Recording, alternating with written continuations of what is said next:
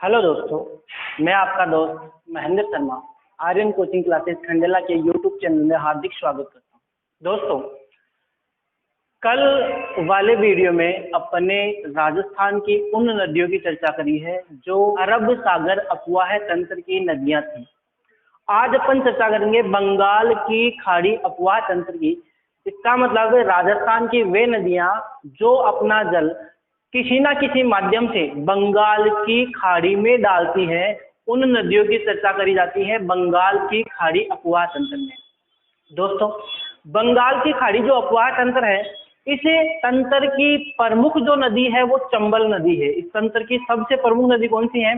चंबल नदी। क्योंकि राजस्थान की सभी नदियां जो है वो अपना जल जो है इसी चंबल नदी के माध्यम से बंगाल की खाड़ी तक पहुंचाती है। देखो दोस्तों, आज अपन चर्चा कर रहे हैं बंगाल की खाड़ी अफवाह तंत्र। और बंगाल की खाड़ी जो अफवाह तंत्र है, ये राजस्थान की कुल नदियों का कितना प्रतिशत है? लगभग 24% है। चंबल नदी जो है ये बंगाल की खाड़ी अफवाह तंत्र की प्रमुख नदी है। आज अपन चर्चा करेंगे चंबल व उसकी सहायक नदियों की। बात की जाए चंबल नदी की, तो चंबल नदी को कई नामों से जाना जाता है। इसको कहा जाता है राजस्थान की कामधेनु, क्योंकि ये राजस्थान की ऐसी नदी है जो हमेशा राजस्थान को पानी देती है, जो हमेशा राजस्थान को पानी उपलब्ध कराती है। राजस्थान में नित्य बहने वाली नदी है, तो इसको राजस्थान की कामधेनु कहते हैं। 12 मासी नदी कहते हैं, नित्य वाहिनी नदी कहते हैं, वाटर सफारी का कहते हैं। इसके अलावा इसका एक नाम और है वृक्ष वाहिनी। एक इसका नाम क्या है? वृक्ष वाहिनी। तो ये हमेशा बहती है, इसलिए नित्य वाहिनी। वाटर सफारी को इसलिए कहा गया है क्योंकि ये नदी जो है इसका बहाव इतना तीव्र है कि इस नदी पर 100 किलोमीटर के दायरे में 3 ऐसे बांध निर्मित है जिनसे जल विद्युत का निर्माण होता है। तो देखो, इसके अलावा इसको कहा जाता है वृक्ष वाहिनी। ये चंबल नदी जो है वह इसकी सहायक नदियां जो है इस प्रकार से बहती हैं जैसे किसी वृक्ष के तने के अंदर उसकी शाखाएं आकर मिल रही हैं। तो इस चंबल में इसकी सहायक नदियां वृक्ष के समान आकर मिलती हैं, वृक्ष की शाखाओं के समान आकर मिलती हैं, इसलिए इसको क्या कहते हैं? वृक्ष वाहिनी के नाम से जाना जाता है। दोस्तों, चंबल नदी जो है इस नदी का उद्गम मध्य प्रदेश राज्य से होता है और मध्य प्रदेश के इंदौर जिले में मऊ स्थान की जाना पाव की पहाड़ियां जो है यहाँ से इस नदी का उद्गम होता है। यहाँ से निकलने के बाद में मंदसौर नामक स्थान पर, यहाँ से निकलने के बाद में एक स्थान है जिसका नाम है मंदसौर। इस मंदसौर नामक स्थान पर इस नदी पर एक बांध बना हुआ है जिसका नाम क्या है? गांधी सागर बांध। और ये गांधी सागर बांध जो है चंबल नदी पर बना हुआ सबसे बड़ा बांध है। ये बांध जो है मध्य प्रदेश के अंदर 2 पठारों के बीच में बना हुआ है और उन पठारों का नाम क्या है? मानपुरा व भानपुरा पठार। मानपुरा व भानपुरा पठार। यहाँ से निकलने के बाद में ये नदी राजस्थान के अंदर जब प्रवेश करती है तो राजस्थान में इसका प्रवेश स्थान है 84गढ़ चित्तौड़गढ़। राजस्थान में प्रवेश कहाँ से करती है? 84गढ़ चित्तौड़गढ़ से प्रवेश करती है। और आपको पता होगा दोस्तों कि चित्तौड़गढ़ राजस्थान का ऐसा जिला है जो 2 भागों में बटा हुआ है। एक प्रमुख चित्तौड़गढ़ और उसका दूसरा हिस्सा है भैंसरोडगढ़। तो ये भैंसरोडगढ़ का ही स्थान है 84गढ़, जहां से राजस्थान में चंबल का प्रवेश होता है। ये नदी राजस्थान में प्रवेश करने के बाद में भैंसरोडगढ़ में ही एक जलप्रपात का निर्माण करती है जिसका नाम क्या है? सूलिया जलप्रपात। जलप्रपात होता क्या है? सामान्य तौर पर जो झरने होते हैं उन्हीं को जलप्रपात के नाम से जाना जाता है। तो राजस्थान के अंदर चंबल नदी द्वारा भैंसरोडगढ़ चित्तौड़गढ़ में एक जलप्रपात का निर्माण किया जाता है जिसका नाम क्या है? सूलिया जलप्रपात। और ध्यान रखना दोस्तों, ये सूलिया जो जलप्रपात है राजस्थान का सबसे ऊंचा जलप्रपात है। दोस्तों, इसकी ऊंचाई कितनी है? इसकी ऊंचाई है आपकी 18 मीटर। ऊंचाई कितनी है? 18 मीटर। इसके बाद में देखो, ये नदी यहाँ से निकलने के बाद में जाती है रावत भाटा के अंदर। कहा जाती है? रावत भाटा। और रावत भाटा भी भैंसरोडगढ़ का एक स्थान है और इस स्थान पर, इस नदी पर एक बांध बनाया गया है जिसका नाम क्या है? राणा प्रताप सागर बांध। और ये राणा प्रताप सागर बांध जो है ये चंबल नदी का राजस्थान में बना हुआ सबसे बड़ा बांध है। किसकी दृष्टि से? भराव क्षमता की दृष्टि से सबसे बड़ा बांध राजस्थान का कौन सा है? राणा प्रताप सागर है, जो चंबल नदी पर बना हुआ है। इसी स्थान पर रावत भाटा स्थान पर ही जो है राजस्थान का प्रथम परमाणु ऊर्जा संयंत्र भी स्थापित किया गया है, जिसका नाम क्या है? रावत भाटा परमाणु ऊर्जा संयंत्र। और ये रावत भाटा जो परमाणु ऊर्जा संयंत्र है ये देश का दूसरा क्या है? परमाणु ऊर्जा संयंत्र है, देश का दूसरा परमाणु ऊर्जा संयंत्र है। तो ये भी कौन से स्थान पर है? रावत भाटा चित्तौड़गढ़ में। इसके बाद में चित्तौड़ से निकलने के बाद में ये नदी जाती है कोटा में। चित्तौड़ से निकलने के बाद में कहाँ जाती है? कोटा में। और कोटा में इस नदी पर दो बांध बनाए गए हैं, जिसमें पहला बांध है जवाहर सागर बांध। पहला बांध कौन सा है? जवाहर सागर बांध। और दूसरा बांध है कोटा बैराज बांध। दूसरा बांध कौन सा है? कोटा बैराज। ये दोनों बांध चंबल नदी पर है। इसके बाद में ये चंबल जो है कोटा के बाद में जाती है बूंदी में, बूंदी के बाद में जाती है सवाई माधोपुर में, और सवाई माधोपुर के पालिया नामक स्थान पर, कौन सा स्थान है? पालिया नामक स्थान। तो सवाई माधोपुर के पालिया नामक स्थान से जो है ये नदी राजस्थान की अंतर राज्य सीमा के सारे बहने लगती है। और कौन से राज्य की अंतर्राज्यीय सीमा है?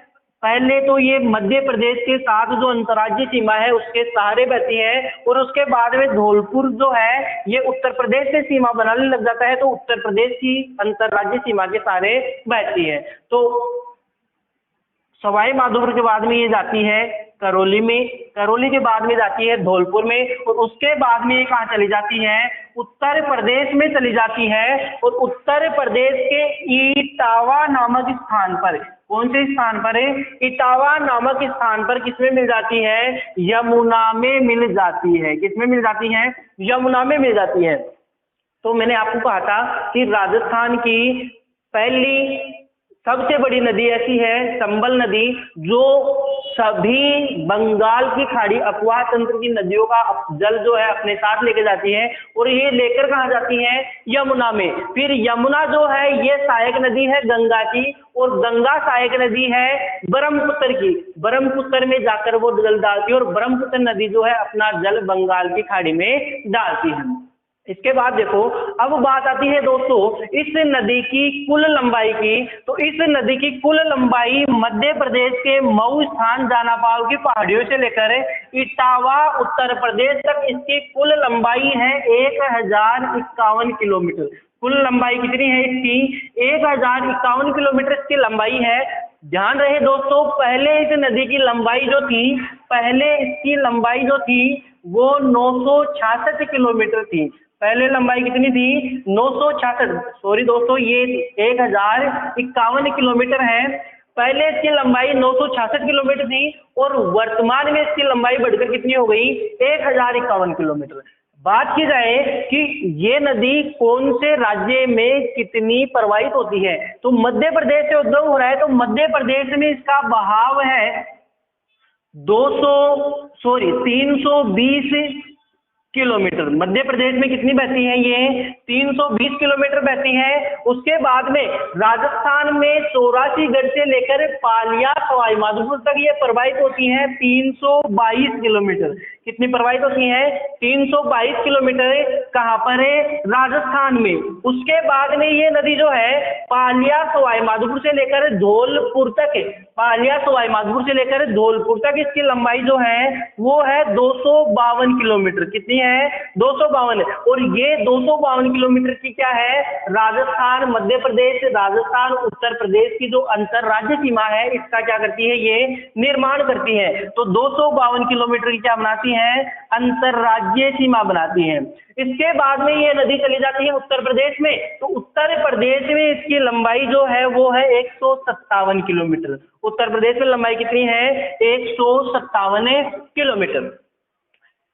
चंबल नदी जो है, इस नदी पर 4 बांध बनाए गए हैं जिसकी अपन ने चर्चा कर ली है। पहला गांधी सागर बांध, दूसरा बांध राणा प्रताप सागर, तीसरा बांध जवाहर सागर, और चौथा बांध कोटा बैराज। ध्यान रहे दोस्तों, ऐसा क्वेश्चन पूछा गया है एग्जाम में कि चंबल नदी पर जो बांध बने हुए हैं उनका उद्गम स्थल से क्रम क्या है। तो क्रम अपने को ध्यान रखना है, पहले स्थान पर आ जाता है, पहले नंबर पर आ जाता है गांधी सागर बांध, दूसरा आ जाता है राणा प्रताप सागर, तीसरा आ जाता है जवाहर सागर और चौथा आ जाता है कोटा बैराज बांध। इसके बाद में देखो चंबल नदी जो है, इस नदी द्वारा राजस्थान के अंदर कई संरचनाओं का निर्माण किया जाता है। जैसे चंबल नदी जो है ये राजस्थान के अंदर निर्माण करती है बीहड़ भूमि का। किसका निर्माण करती हैं? बीहड़ भूमि। बीहड़ भूमि क्या होती है दोस्तों? नदियों द्वारा बहाव क्षेत्र के अंदर गहरे गर्त या नालों का निर्माण कर दिया जाता है, तो वो भूमि क्या कहलाती है? बीहड़ भूमि कहलाती है। और बीहड़ भूमि चंबल द्वारा सर्वाधिक कहाँ बनाई जाती है? सवाई माधोपुर में। सर्वाधिक बीहड़ भूमि कौन से जिले में बनाती है? सवाई माधोपुर जिले में। इसके अलावा इसके द्वारा निर्माण किया जाता है डांग क्षेत्र का। इसके द्वारा निर्माण किसका किया जाता है? डांग क्षेत्र। और डांग क्षेत्र किसे कहेंगे?